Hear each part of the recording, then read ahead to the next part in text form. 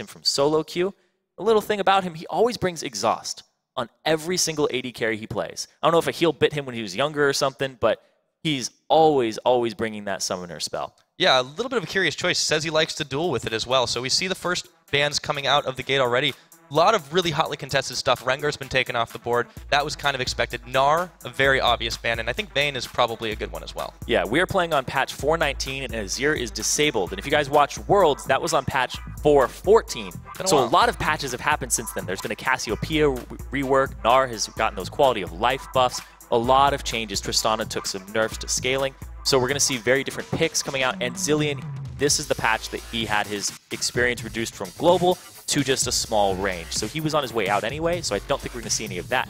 But these bans that we're seeing are definitely making a lot of sense here. The Vayne target prototype. He has 1,433 games of Vayne. His next most played is Jinx with 500, but then after that, it's Caitlyn at 150 in solo queue.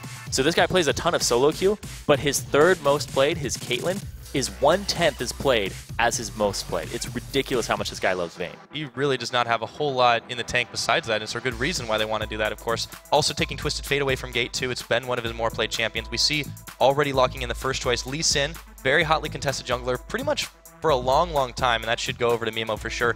Look at this guy. He does, generally speaking, a lot of early action, so we'll expect him to maybe make some use of that very quickly. Yeah, and a big thing here is they banned out the Rengar, which is one of Mimo's most played champions. This guy loves to level 1. He likes to invade and have those very aggressive junglers. And shorter Ace, this guy makes Lee Sin highlights all the time. He's actually called the Wonder Kid of Washington because he was originally on...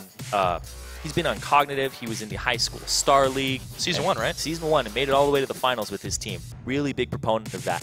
So him not having Lee Sin or Rengar is going to be a big boon for Zenith eSports. Yep, of course, over on the side of Zenith, picking the Sivir up has been a very hotly contested AD carry in the later stages of this 419 patch. So it's just kind of on the up and up, and a lot of people have been practicing with it. Yeah, and a couple of reasons behind that is Lucian has taken multiple nerfs. His Relentless Pursuit now has a mana cost on it at early ranks. We removed the Ardent Blaze, the extra damage from AD ratios, increased the movement speed on it. His culling has a higher cooldown.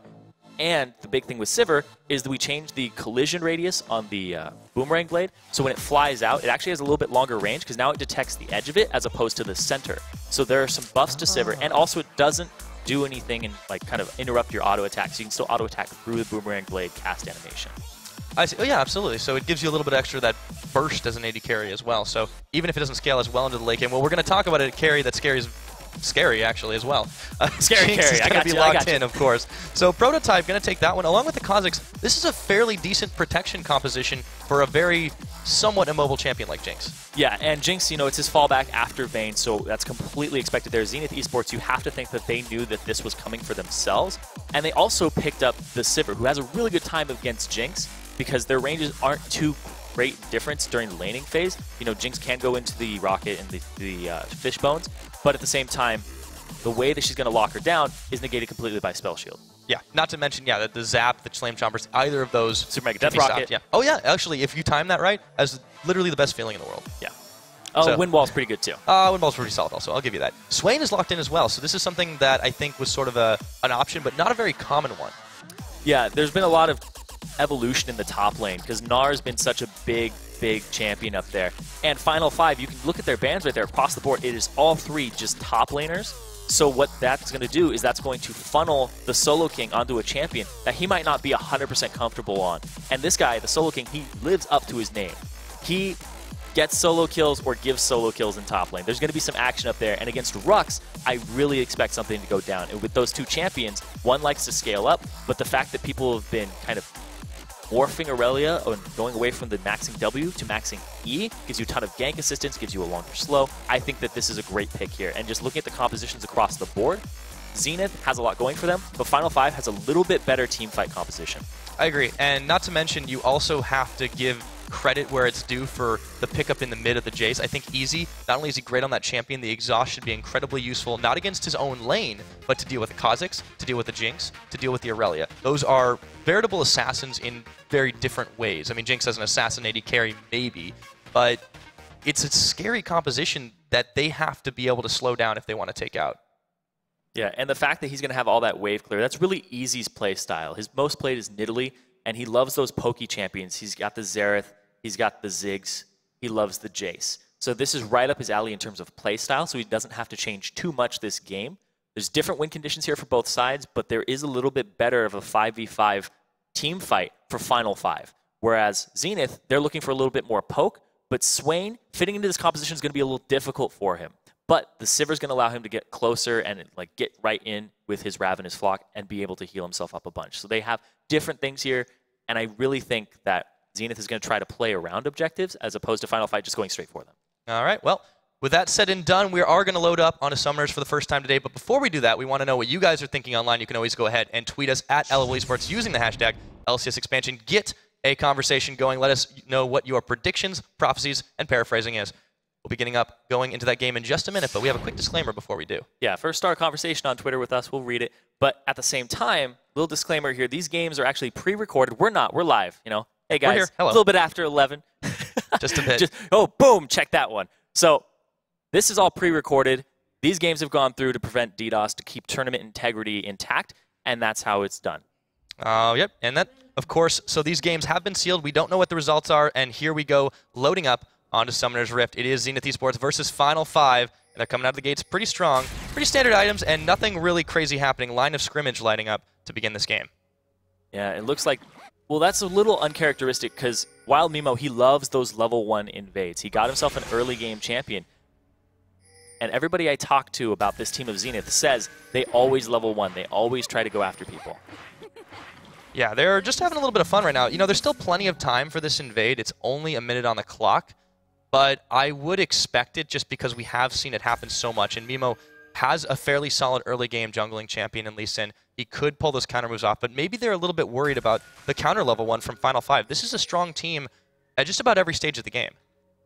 Yeah, they have a really good power curve working for them here. You're going to see Rux actually taking the Crystalline Flask into the top lane. He's not looking to be aggressive. He's looking to just outlast that lane against the solo king and not get solo killed.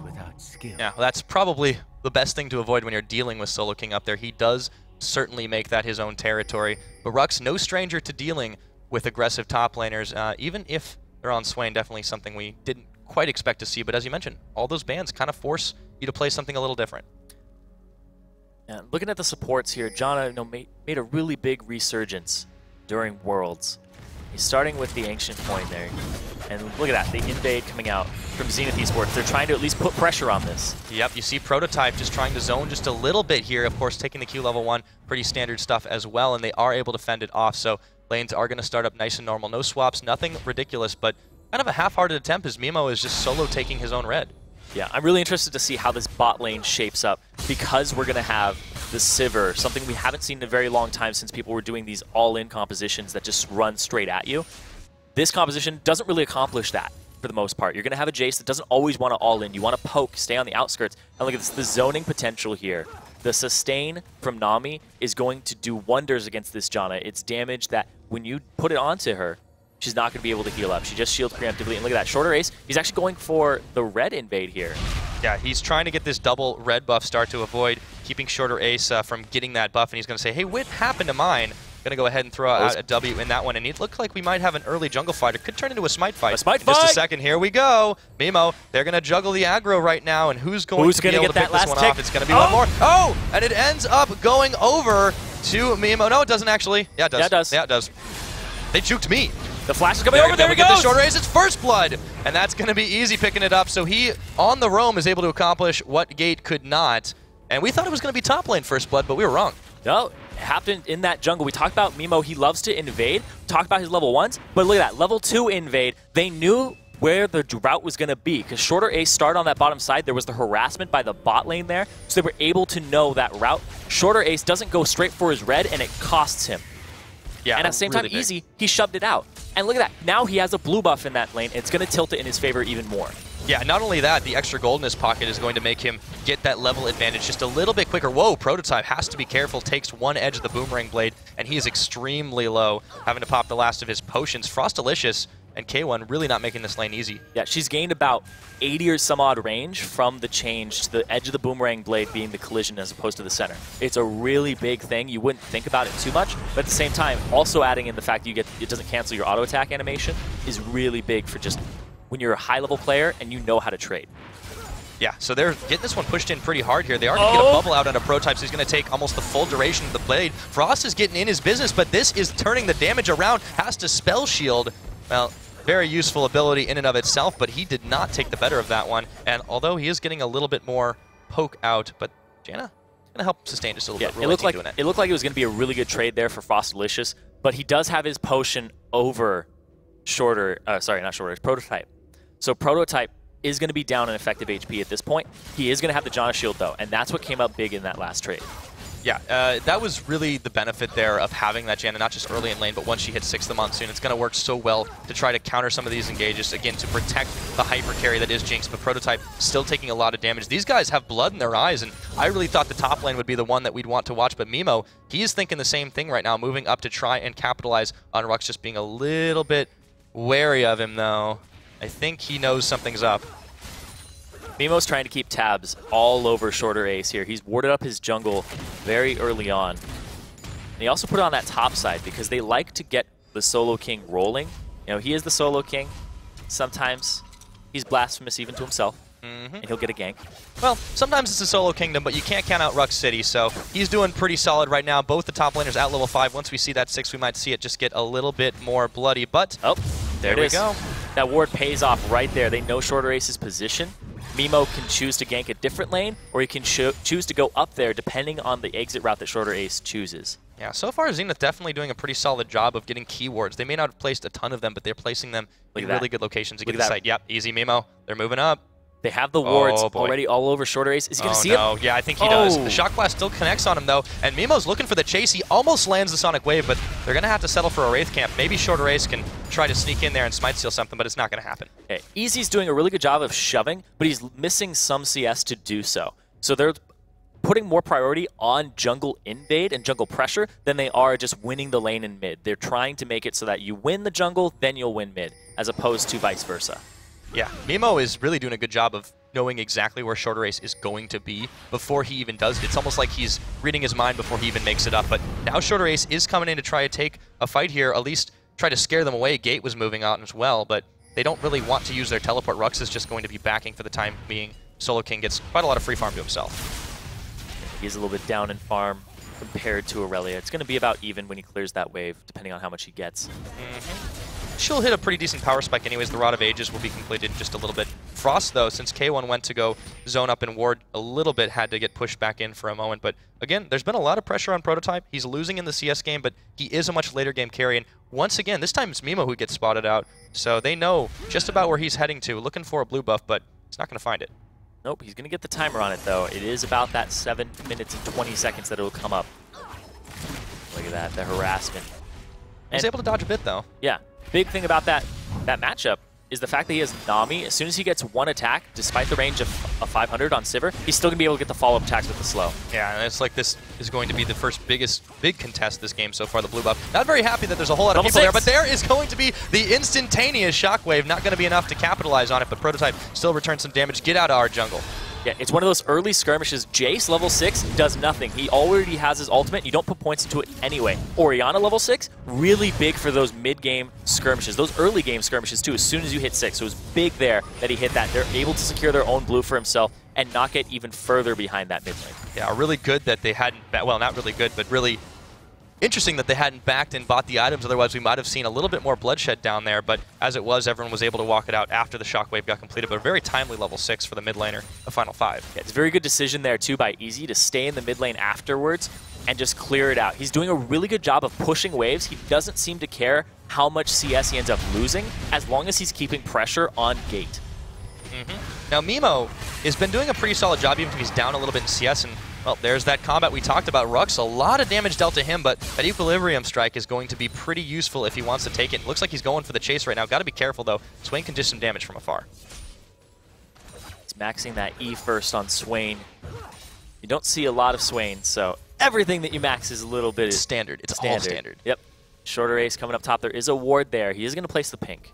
I don't think either of these junglers have really been able to do anything sneakily this game. It's been all about the vision in that jungle. However, here we go. Prototype Rule 18. They're going to try to clear this out. It can only mean one thing. They're eyeballing the dragon right now, but they don't have the means to take it just yet. They're getting eyeballed themselves by that ward. It's all about this ward control for both teams, and I love the fact that both are both teams have everybody contributing to it. The AD carries are clearing wards out. They're helping their support place the wards. Everybody is doing something here. The mid laners, the junglers buying wards themselves and placing them.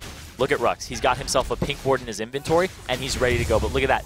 Once again, coming back to the scene of the crime where the first blood came down, there's so much pressure on Shorter Ace this game from Mimo and Gate. Everything they can do, every little advantage they can try to shut down Shorter Ace, they're going to take it. Of course, they may not be the biggest selling point of this team's fight. They want to be able to take as much time as they can to get the ramp up. They have a late game Orianna, they have an Aurelia, they have a Jinx. These are all item dependent champions, and it's just going to get worse and worse. But Zenith, they're doing pretty good so far. Solo King really beating out Rux for the start of this game. He's not beating him out too much. Rux does have the flask. That's true. And the fact that he's already ahead of him in CS and applying pressure is a really big thing. It's pretty much even at this point. Like, I don't mean to like be like, no, you're wrong, but they're pretty similar at this point. That's true. The jungle pressure is really what's making the difference right now. Yes. Mimo's been just a lot more proactive in trying to draw away several members of Final Five, and that's like what they want to do. They want to keep them stretched all around the map and not let them get to this comfortable state where they can just start to outscale. So it's true, Solo King isn't maybe necessarily ahead, but he's doing what he needs to keep Rux occupied, and they're not going to expend that teleport without first using one of theirs. So when we do see a final fight, it should be a pretty big explosive. Oh, Lee Sin. Yep, he's coming in. He missed the Sonic Wave. Yeah, that was a little unfortunate, but all the same, Frost and K1 are able to handle this one up. You have Shorter Ace making moves, looking potentially at a lane gank right now, but it's going to be hard to pull off. There's a lot of mobility in that bot side. Yeah, there's a lot of mobility there, and I think the big story of this game so far has just been the amount of pressure that they've been placing on Shorter Ace. Gate is sacrificing CS. He's about 11 behind now to just clear the wave, keep pressure on Gate so he can't go anywhere, and then they invade the jungle. They try to keep Shorter Ace down, keep tabs on him so he can't cause early pressure. And here's the thing, too, is we're going to hit some mid-game power spikes before the Dragon comes up. Question is, can Solo King end up getting his Rod of Ages and Rux get his Trinity Force? Because if they show up with a Rod of Ages and the Trinity Force isn't completed yet, it's going to be a really good fight for Final Five. Yeah, there's definitely a window of opportunity. And ZEN. Also, you have a couple of interesting builds to maybe counteract that as well. You have Gate going for the very early Spirit, or rather the Spirit of the Spectral Wraith, just to get a little bit more of that AP so he can farm up in the jungle when he needs to as well. And you can see the CS differential there. You know, it's one way to catch up. How Chinese of him. Yeah, exactly. That's the, not standard, but a lot of Chinese players in the LPL end up doing that build to stack it, clear Wraiths. That's going to contribute more to his CS, and that's actually going to help him just clear out, get more damage, and then have enough time to just pick up the Wraiths, and Shorter Ace won't be in that area anymore. Or the Wolves, if it will be. But yeah, Shorter Ace is actually not too perturbed by the fact that he's having to share a little bit of jungle, not just with his mid laner, but with the enemy jungler. Mimo's kind of been helping himself to all-you-can-eat jungle buffet, but here comes Shorter Ace trying to bait this out. Rux just standing on still, but Solo King has been incredibly passive this game from what we've seen of him. Yeah, Flash still available. They're going to have to get a really good setup here to make this happen. He does have his ultimate. He can stealth in. Rux is a little bit lower, so he'll get the stun. Trying to make himself look tasty. There he goes. Here he goes. Got the ult on, but there's Shorter Ace jumping out of the brushes. Surprise, it's a Grasshopper, and Solo King is in a little bit of trouble. He's going to go down. That's Rux picking up the kill. The bait there is so crucial, but that's going to ping Zenith to go straight for this Dragon. Yeah, that is like clockwork. 1-2. Almost gets stolen by Prototype. That would have been something, but Mimo, with the timed smite, able to secure that one for his team. But Final Five are fighting back. Yeah, and Shorter Ace, he felt the pressure on him. He went for that top lane gank, and they didn't get anything for it on the bot side of the map. So it's 1-1, but a 600 gold advantage for Zenith. Not for long. That tower will get taken down. So, you know, in all senses, it pretty close to evened out there, and the gold is just about bang even. Only 200 differential, but right now, Rule 18 just hanging out mid with Gate, just trying to make sure they can make their presence known, and this is kicking into a pretty high gear mid game.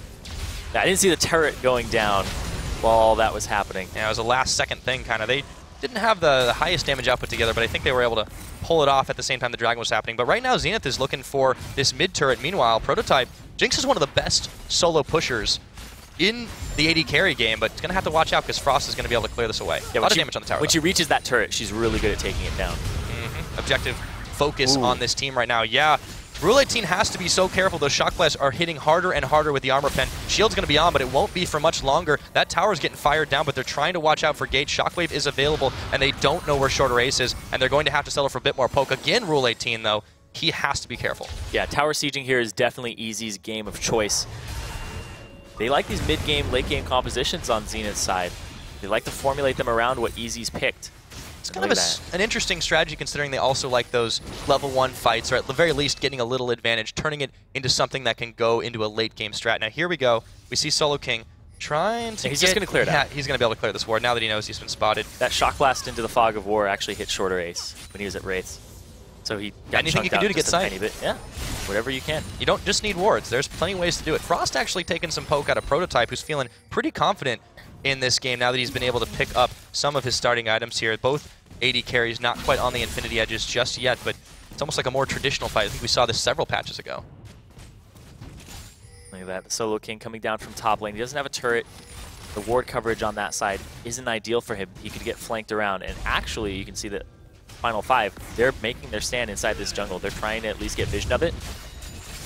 This tower should get fired down pretty easy, but Shorter's on the run. Frost is going to be able to pop his ultimate, though. That's a lot of speed. Get excited. Exhaust is down. Let's see if he can pull off that one. A teleport's coming in. Double teleports now. The choppers are down. Prototype, he's low, has to flash, and he's still getting away. Oh, he goes down finally. There's the wave out of K1. Shorter Ace and Rux on the run. Can they get this done? They can. And now they're going to take their time about it, playing with their food. It's a double kill over to Solo King, and Rux is still running away. Rule 18, what can he do? He's got the Monsoon. He has to use it, but Mimo comes in, and now they're chasing Rule 18 down the line. 3 kills for none. Rule 18 has to book it out of there. And Gate and Easy, nowhere to be seen in that fight. Can Mimo hit this? It's going to be rough. I mean, this tower still has some health on it, so I think they're going to be happy with the fact that they just were able to pull off those 3. That other tower is getting fired down. Zenith, though, really full throttle at this point. Yeah, and Zenith are going to have to get more for this because it's only a 1,000 gold advantage at this point.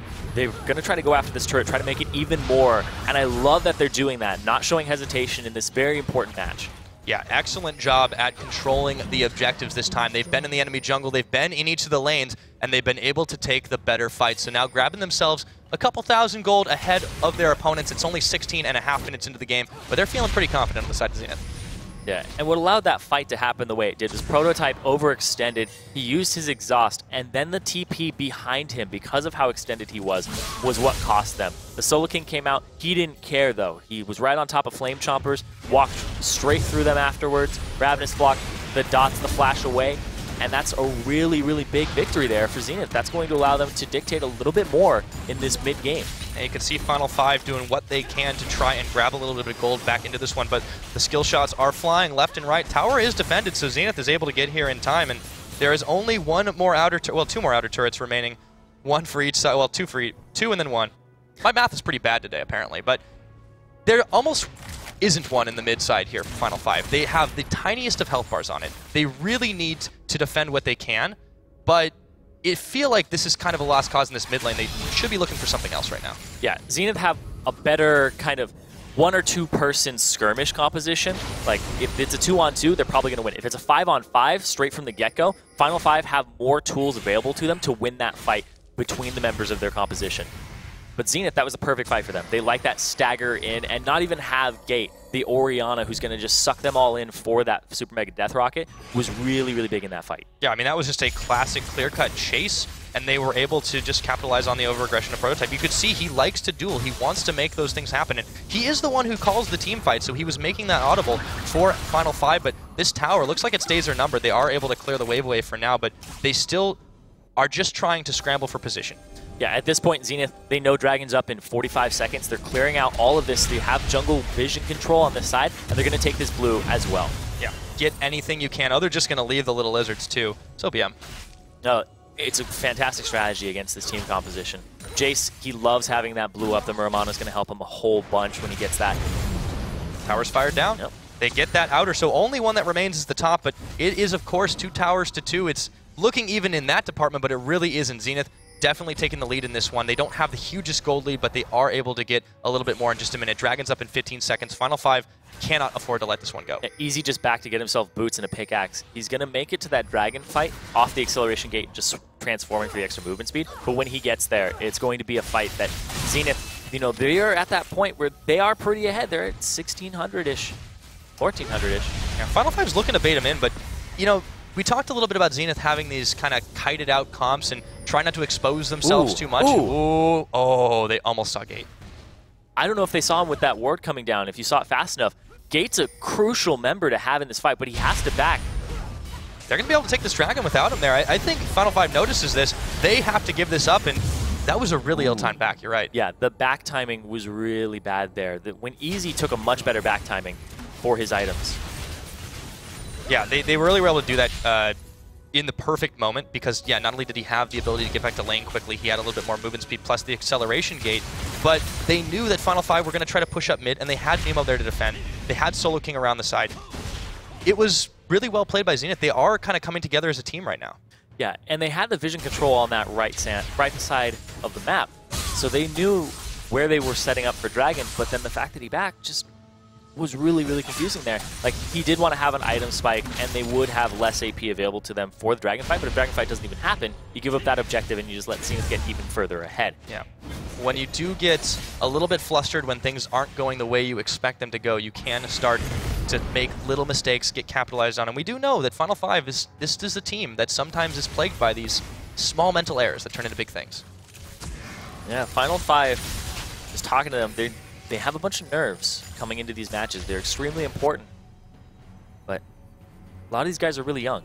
And Rux is the guy that has to tell everybody to calm down, you know, because everybody, sometimes nerves gets the better of them. Their comms can sometimes get really cluttered, and they end up just screaming and yelling. Yeah, but right now, it's not very good for your teamwork effort. No, it's definitely not. It's something that's counterintuitive. But right now, they need more clear communication. They need to have somebody set up what they're going to end up doing and when they're going to end up doing it, because Zenith, they're right on point today. Yeah, this is one of the best they've looked in a while. And, you know, this is a team that has gone through some changes. They've had a couple of roster swaps, but they have been around in the scene, at least in name, for a little while now. And they have been showing here today so far that they mean business in this tournament. They're not just going to let themselves be considered. Well, they're not necessarily underdogs in this particular set, but if they were to move on, it'd almost certainly be. Yeah, right now it's about as even as you're going to get in this tournament. It's the seed 7 and 6 for the ranked 5s ladder. And look at that, starting the fight. They're going to be able to get that one off, but Gate's still walking away from it. The turret is down, but they're going to keep going for this one. Rux, he's going to get capitalized on right here, but he flashes away. Exhaust is down on him. They're trying to chase, but an escape from Final 5. That's going to be big. Just to disengage there, the help of Janna. That looked like a fight that Final 5, you know, if they had set up for it appropriately, would have been able to take it to Zenith. But the kick backwards from Mimo was right on point, and just showing why they wanted that champion, Rengar, out of the equation as well, and putting Shorter Ace on the Kha'Zix, which is one of his fallbacks. Nonetheless, they still have a pretty solid siege comp, and they have to be careful on the side of Final 5. They've taken a lot of abuse from that last one, Gate in particular, and so did Rux, but the minion waves, every single time they go through the cannon fodder, they're able to fire that down just a little bit more. So Zenith in charge of this game as they continue to siege down the mid. And they have a really good siege composition. He's just going to keep poking, and there it is. Half HP on 3 members of Final 5, and they're just sticking around on this turret. They have to stagger their backs, but I don't know if they have the wave clear available for the dive that might come out here in just a second. Do it. Oh no, Shorter Ace, Gate both blinking. The rocket's going to come in, but that was just a deterrent to clear some waves. They're still firing it down. They're tanking the shots, and now it's Frost. When your AD carry is able to tank it, you know something has gone horribly, horribly wrong for the other team. Shorter Ace and Gate can't afford to get back here. They're actually walking back to Fountain, and this tower is going to be done. Look at that, the W max second, the hypercharge on Jace. Don't put any points into your ultimate, just go straight Q, straight W. 130% of your attack damage for 3 hits and gives you max attack speed. So you're doing 390% of your damage in a very, very short window, about 1.5 seconds. Yeah, that burst is incredible, and they have not been able to really avoid it. You see Final 5 grouping up here, but Zenith, they're the ones who have been able to avoid a lot of the skill shots. Since that level 6 immediate shockwave, we haven't seen a good one land from Gate. And that has really been the story of these fights. It's been disengaged, it's been getting caught. That's really all that's happened. The kill counter is low, but the towers are starting to go in favor of Zenith in a pretty big way. Yeah, he's going to have to up his game, maybe possibly acceleration Gate. Oh, anyway, jumped on. It's easy. Yeah. Oh, they get the baits. Reverse around the side. Kickback. It's going to be Rule 18 they're chasing down. And the Hunters are getting hunted. That's Rule 18 going down the wave. He's going to get dodged out by Gape. Shorter Ace is going to be there as well. But now they are looking down this river, see if they can grab any other advantages. There's some big problems here for Final 5, considering the team composition they created for themselves. Prototype, this guy, he loves to split push, right? Like, that's why he takes exhaust on every AD carry. But this is a team fight composition. He needs to be involved in these fights. That could have been really good for them if he was present. Gate got a really good shockwave. He almost killed Nami straight out, and then the superior range and the fact that Prototype has a red would have helped him take out Frost Delicious. Yeah, they really haven't been collabing as best as you could see. From this side of Final 5, they've had some troubles. We mentioned how they may have nerves, and that could affect their comms, and we're going to see, well, backs are going to be fine, and Gate's going to discover, where'd my blue buff go? Yeah, there's so much pressure on Shorter Ace, and he is the shot caller of the team. He's also extremely young. I think he's 17 years old. Yeah, Prototype gets involved in that too, though. He's the one calling the audibles in the fights, and you can tell in that earlier engage when they went all in. Exactly. How are you calling the audibles? There's really nothing you can do about that. It's really strange that they've kind of decided to have him splitting. You usually don't want your AD unless it's somebody like Jinx to do that, because you want to be able to solo someone, but at this point they feel like they don't have much of a choice in this, and that's really showing a lack of confidence on the side of Final 5. Jinx is also very dependent on your front line and if it's present to peel for you. But at the same time, they don't really want to group up against Zenith's team composition to avoid the poke of Jace. And there it is. Shield comes out in time. But it's a composition that you have to kind of group up for on Final 5's side. Yeah, it's kind of a difficult to win situation for them. So they're doing everything they can to apply pressure on a couple different lanes of the map. You saw the split push now. You saw Rux moving up there as well. But Zenith, they're controlling this one. The Dragon is live. They can take it whenever they want pretty much because Mimo is just already starting it. And you see, Final 5, they know this is happening, they have to, and they're trying to zone out, but they're not looking to take a fight here. Gate taking a huge shock blast to the face, and he has to back off now. This Dragon, again, gold in the pocket of Zenith. Every Dragon in this game's fallen into Zenith's hands since that first one that they traded up top the Solo King for. Like, this is a really good game showing Zenith's objective control, and the fact that they picked this team composition for themselves and they played their win conditions, they aren't looking for the 5v5. They're kind of avoiding it. They're grabbing the objectives. When we first saw this come out, I was saying, Zenith, they're probably going to play around the objectives, try to poke people off of them, and they're doing a little bit of that, and they're avoiding the 5v5s because Final 5 aren't playing to their win conditions and grouping up for it.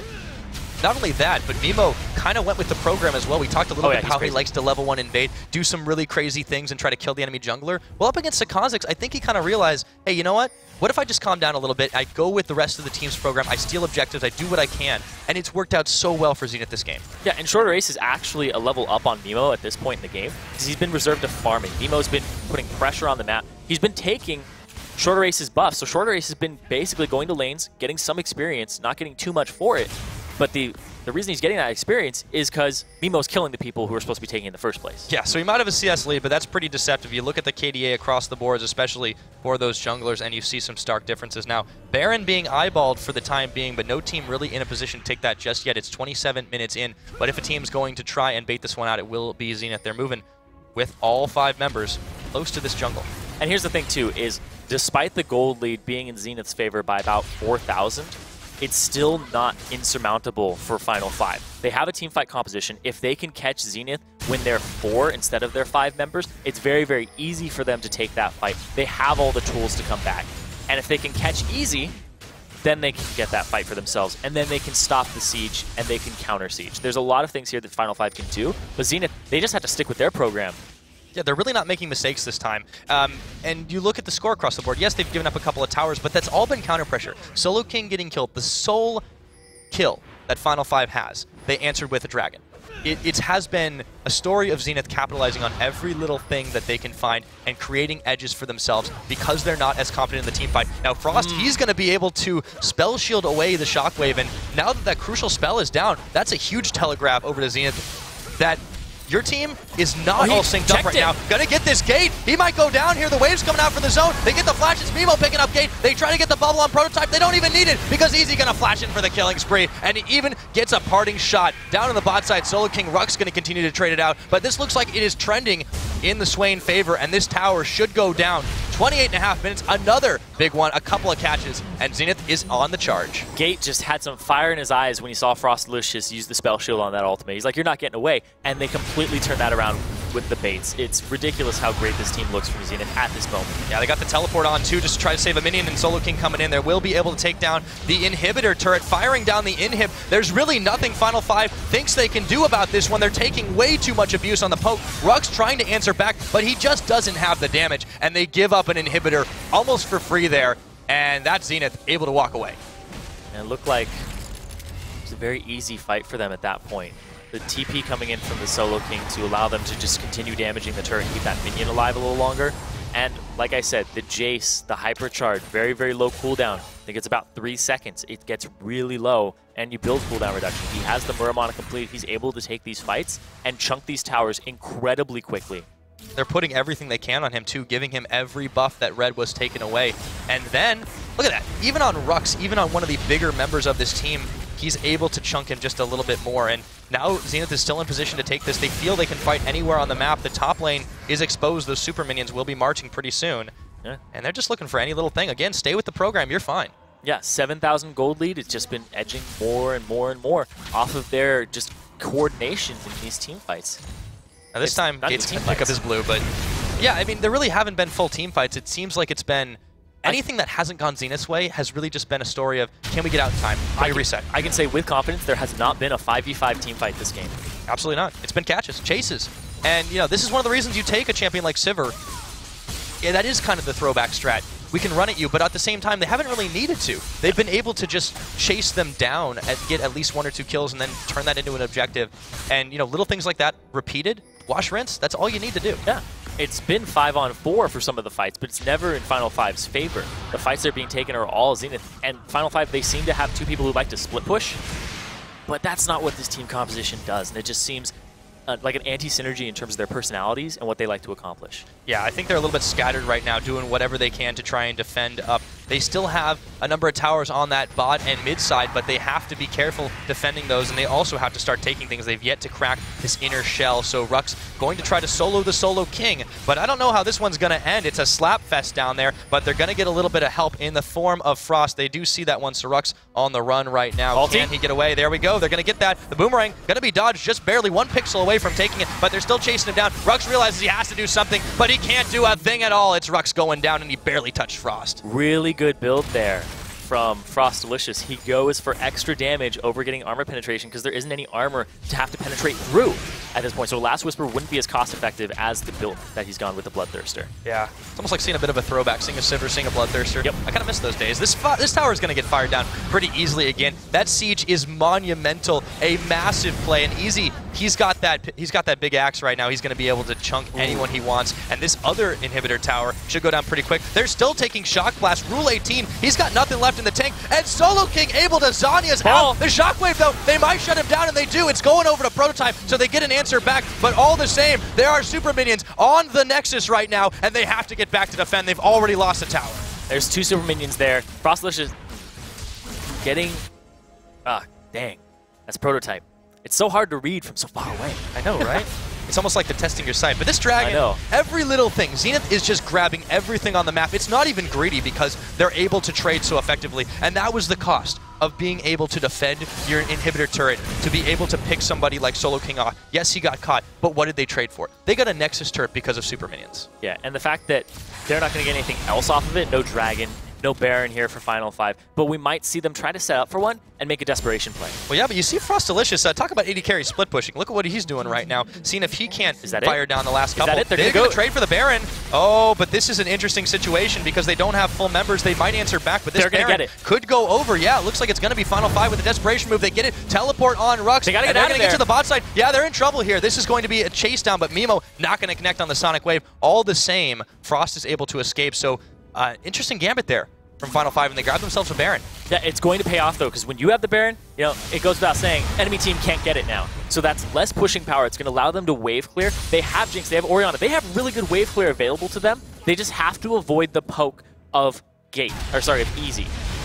4-letter names, mid laners. Exactly. Well, Gate can poke as well. They have to avoid being caught up in those shockwaves, and that is the only way they've been really able to take people down this game. Solo King, for a second, it looked like he was going to get away. That Zanya's was incredible to avoid the Super Mega Death Rocket AoE, but then they were able to pick him off. So again, off the back of that, they called a Baron, they went for it, you see zero hesitation. So even in the darkest moments, Final Five able to grab something back, and that saves them in this game for a few more minutes. That's one of those moments where your shot caller goes, it's now or never. We either roll over or we sit in our base, clear a little bit, they get Baron, and then they come back at us stronger. Let's try to equalize that a little bit. 7,000 gold difference between them. Baron's going to give them about 4,000 gold worth of combat stats at this point in the game. So when they meet up, it's not as big a difference, and they're going to be able to have these waves pushing in towards them. They do have an inhibitor respawn. They have some naked inhibs, but now here's the thing. they're not going to be split pushing too much. They might be grouped more as 5 because they're all in the same place in their base, and that might actually help Final 5. Yeah, and this is what they want, actually. They've wanted to take straight fights all game, and Zenith just hasn't been giving it to them.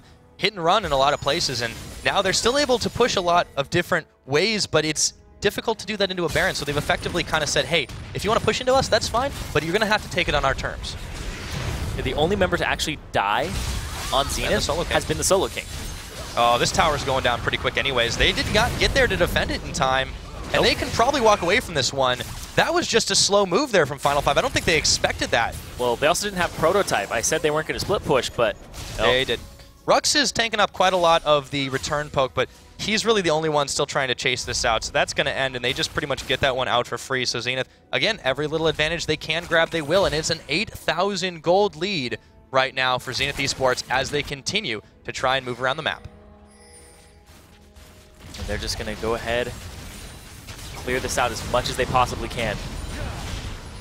That blue. That blue has never been Final Fives. It has been. I think Orianna picked it up once. But it's twice. Okay, so they got the first one, and Orianna got the one right before this one, I believe. It is definitely not the Final 5 jungle so much in the bot side, though. They don't need it too much, though. Orianna has the max cooldown reduction, and she has Athene's, as well as a Baron buff ticking on her at this moment. So it's not a huge loss, but the fact that Gate gets it, he can just continually spam, not have to worry about mana, uses for mana. They do have good wave clear here. As you can see, Prototype able to rocket down a good chunk of those waves. So if the siege is stalled, if Zenith is unable to push in with all their members, Final 5 does have a chance to keep this game going as long as they can until they start ramping up. But it seems like they've been a little bit pushed back there. I think they need Prototype to start getting some kills in his pocket. Yeah, speaking of kills in their pocket, Rux, he has one for his team, and he's kind of invested that into a Last Whisper on Aurelia. Yeah, an interesting choice. It's very, very there. interesting, because he's not going to get too much use out of it. A lot of her damage comes from true damage. The Blade Surge, that's physical, but then her E is magic damage. Her Equilibrium Strike. So he's just going for some auto attack. I think he's changed his mind quite a lot this game. You see him sitting on the Negatron cloak. He bought that, I think, 3rd item. Yeah, he's just trying to get some resistances in his pocket to deal with the Solo King, but not dedicate his entire arsenal to that, because he's going to be eating a lot more physical damage from the team overall. True that. And they've just kind of, again, trying to answer back whatever Zenith is doing. But they have been able to stop Zenith from getting any more advantages, although now Frost, again, AD carry split pushing. This is not necessarily something to try at home, but these guys have been making it work pretty well. Or maybe not. Play. Frost could be in trouble here. They are going to get to his rescue, and there is the answer on back. They want to try to find some damage onto Rux. Solo King teleporting in. Shorter. They find Shorter Race. He cannot get involved in that. His team wasn't there, and they're forced to blow the Monsoon of Rule 18. Shock Blast going to split the uprights. Look at that, just trying to wave clear it out. There are no more inhibitor turrets available to Zenith on the bot or the top. Yeah, they can only take the middle one, but again, this anti-siege is pretty good. The Baron buff is down now. Dragon's going to spawn up in a minute, so they will be eyeballing that just at this point to deny the gold. I mean, there's still some items to buy, but they're getting towards that point where the gold doesn't mean as much. Yeah, so Zenith only, since they don't have those bottom or top inhibitor turrets, they have many options here. They can push mid, they can split push with somebody on the sides. They are going to want Jace in their main siege, but they can split push here very easily because you don't have to deal with the turret. Well, you have Solo King too. Once his teleport comes back up off the cooldown, it will be a little longer since he did come in on a ward. He can get involved in this really easily. Now, Rux still has the teleport, so if they split off for the time being, it's going to not be the easiest thing to do. But Dragon is 18 seconds away. This should be a no-brainer right now for Zenith. I don't think Prototype and anyone else on Final 5 are really interested in contesting this. You see Shorter Race already backing. I think what Zenith wants to do here is make sure they can secure the next Baron to end this game. Yeah, they're setting up for that dragon.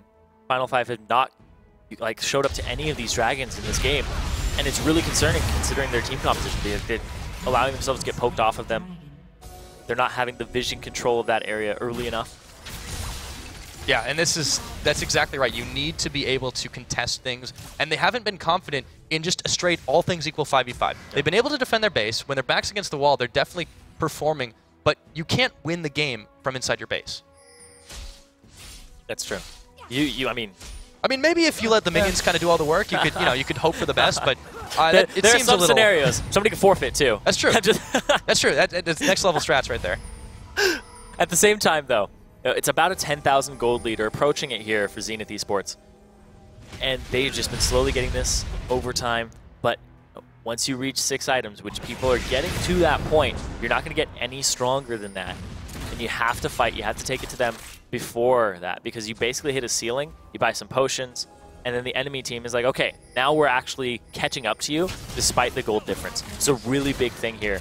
So if this next Baron ends up going to Final 5, and also fighting in the Baron pit is something you don't want to do as this team composition of Zenith.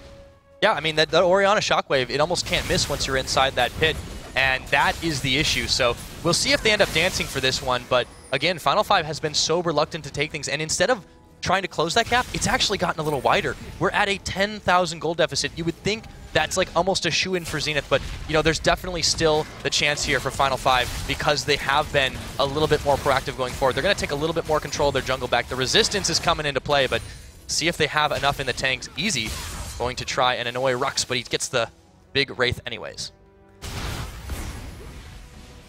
Just trying to get the ward control, the vision control for themselves on Zenith eSports side. This Baron means a lot here. There is a minion wave down bottom that's going to start pushing into that inhib. They have to go send somebody to clear it, so they're going to send Rux. He has the TP available, but just ward fights at this point in the game. They're trying to test each other. Oh, they're going to two-man this Baron. Yeah, this is... Jace's damage. This is really, really gutsy, but it's working out. Rule 18 has no idea. He's the only one in the area. He has some idea. He's he's going to go, but yeah, he gets the vision on it, but it's a little bit too late. The kick's already out. Mimo says, goodbye, see you later. Shorter. Oh, he gets it, but nearly shorter ace comes in and says, okay, nope, out of there. He's going to flash back over the wall 1 second earlier, and he could have gotten it. And that Jinx rocket was really close to taking it as well. Prototype throwing that out. The vision from Rule 18, almost sacrificing himself there. Yeah, I mean, that was, again, it was just an inch from being worth. They could have pulled that one off, but they realized just a little bit too late. So now Zenith has the Baron in their pockets. They have the impetus to go forward on this one. And again, they keep growing this gold lead. Yeah, Mimo and Easy have just been synergizing so well this game to keep pressure on shorter ace. And you can see that duo coming up big there again. Man, it just blows my mind how much synergy this mid laner has with his jungle at this level of play. Because they definitely seem completely in sync with one another. As they go into the jungle, they keep down the shot caller of Final 5. They make their own calls. Mimo, he does not let up. No, not at all. Every single chance he gets, he is proactive in making things happen. But I'm in awe how much damage Easy is able to do on this Jace. 3-0, has this almost full build in his pocket, and it's just insane. You take one shock blast and goodbye health bar. Yeah, and a big thing about this too that I want to touch on is they set up for this from champion select because they banned out the Rengar and first picked the Lee Sin for themselves, forcing shorter ace onto a champion like J4 or Kha'Zix that he would have fallen back on. So they knew that this was coming out for them. And I love that fact that they set themselves up for that from champ select. They dictated that and said, this is how it will play out in the game. And it's doing just that for them. When a team comes into champion select and is like, all right, we'll try something. And then they get into the game and they're like, okay, it's not as good as we thought. These guys definitely have their stuff down with this composition and this like synergy between them. Yeah, and here we go. They're starting to march up towards this inhibitor. They know they can get in here pretty soon. Don't have the largest minion wave behind it, but they do have that 5-man team. They're just careful and cautious not to check in until they know their enemies are already in a weakened state. And you have Frost. He's continuing to split this down the side, able to clear those waves so effectively. Shorter ace coming to the party, but they're still pushing up the top side. Mimo's here for the defense. That tower's already at half health. The inhibitor's going to get fired down, or pretty close to it, as Final 5, again, scrambling inside their own base to come back into this one. Zenith is really running this game at this point, and it's nothing on Final 5 but the fact that they gave up so many crucial buffs and advantages all around the map. Yeah, and Sivir is a champion that can split push really easily.